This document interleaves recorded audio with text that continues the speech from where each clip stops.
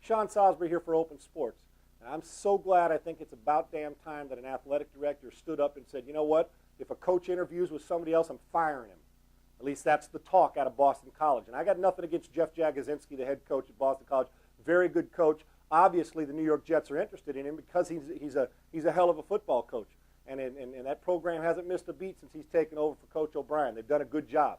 But you know what? If it's okay for a coach to leave, you know, after recruiting young players and a 17, 18, 19-year-old kid and telling him, oh, I'm going to be here for you, and then all of a sudden they leave during the recruiting class or leave in the offseason because somebody makes them a better offer, and the player's stuck there because a lot of us went to school because our coach got the job.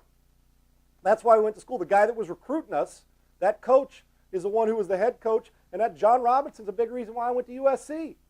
You know, so when a coach decides that he can just up and leave the recruiting class, if a player leaves, he's got to sit out. If a player leaves, we're going to put Robert Marv at Miami, where you can't go here, we're letting you out of your scholarship, but you're going to have to sit out if you want to play. A coach can sign a contract and up and leave whenever he damn well wants to. And it's Bush League, and I'm tired of it. I am so glad that the athletic director of Boston College has made the statement that he wants people at Boston College that want to be there. And finally, somebody stood up and said, Coach, you want to leave? You're replaceable. Leave, you're fired. And I love it. And I love it because you know what? You make a commitment. Now I understand the reverse of it is the school can fire a coach anytime he wants to. The coaching profession is a tough business, and it's a sad commentary. We see all the NFL coaches or the NBA coaches getting fired. But you know what? When you get fired, you still get paid, okay? That's the difference. You get fired as a coach, even if you don't have another job and you got 3 years left on your contract, they still pay you. That's the deal. So coaches don't exactly lose in this. They get this golden parachute or a $6 million buyout. Hogwash and BS, okay? I'm happy for the coaches when they get what they can get, and you're worth what you can negotiate. But I don't want to hear anybody feel sorry for Jeff Jagodzinski or say it's wrong that the Boston College won't let him go. If he wants to go interview and take that chance, go. And if the Jets hire him, fine. But if they don't and he gets fired, then it's his tough luck, okay? So I am so happy that Boston College has stood up. And enough's enough. We've seen too many coaches jump around and do it. The player suffers. The family that they bought into the coach saying we're here, he suffers. He's an 18-year-old kid, and this is the first big decision of his life. And all of a sudden the coach wants to bail on him? Well, that is the difference. The player has to sit out. The coach gets paid if he gets fired. And then the university suffers because a guy that they had built the plans with to be there a long time decided to up and go. I'd fire him too. I'm okay with that now. I'm okay with that. Nah, you know what? I'm so tired of it. Let's put our arm around him. Yeah, you go ahead and interview. And then we'll cut our recruiting class right down wondering, oh my gosh, is he going to leave? Is he going to stay? No. If he leaves, fire him. Okay? If he's got the guts and balls enough to leave and go interview, then you know what? Have guts enough to fire him. I think it's a great job by Boston College. Is somebody finally standing up and saying, you know what? These coaches don't get to do what they want all the time. And I'm 99% on the coach's side.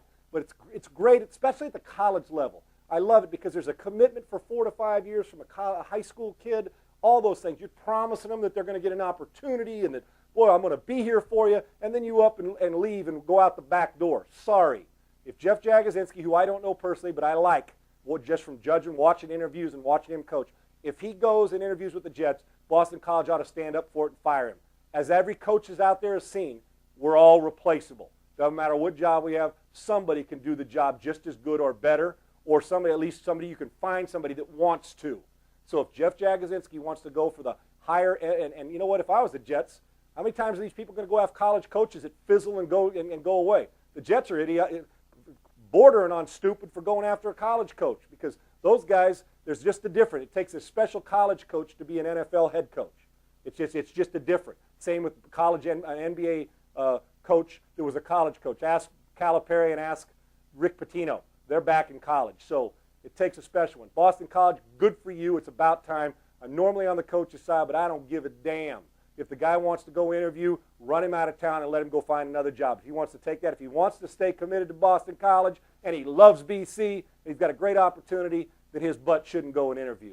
Into conversation. I'm Sean Salisbury for Open Sports. Think you can complete the drive? Play today and get an automatic entry to win daily prizes, 2 tickets to the big game, and a brand new car. Start your drive today at opensports.com.